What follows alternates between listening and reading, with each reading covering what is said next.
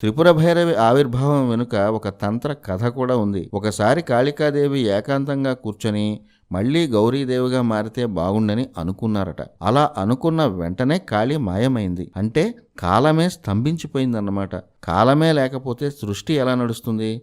కాలానికి ఓ రీప్లేస్మెంట్ ఉండాలి కదా. అందుకే కాళీని రీప్లేస్ చేసేందుకు మహాకాళేశ్వరుడు వచ్చాడంట. కాలానికి అధిపతి మహాకాళేశ్వరుడు. కాళీ ఎక్కడికి వెళ్ళిందని అటుగా వచ్చిన నారదుడిని మహాకాళుడు అడిగాడు. మేరు పర్వతం దగ్గర చూశానని నారదుడు చెప్పాడు. అప్పుడు మహాకాళుడు కాళీ దగ్గరకు వెళ్ళాడు. ఎందుకు వెళ్ళిపోయావని కాళీని అడిగాడు. ఆ మాటకు ఆమెకు కోపం వచ్చింది. ఆ ఆవేశం నుంచి, అంటే కాలం నుంచి ఒక అందమైన రూపం బయటకు వచ్చింది. ఆ రూపం ఛాయ, అంటే నీడ మహాకాళుడి హృదయంలో కనిపించింది. ఆమె ఎవరు అని కాళీ అడిగింది. నీ దేహం నుంచి వచ్చిన 16 ఏళ్ల ఈ కన్య భువనేశ్వరి. నా హృదయంలో కనిపించిన ఆ నీడ త్రిపుర భైరవి అన్నాడు మహాకాళుడు.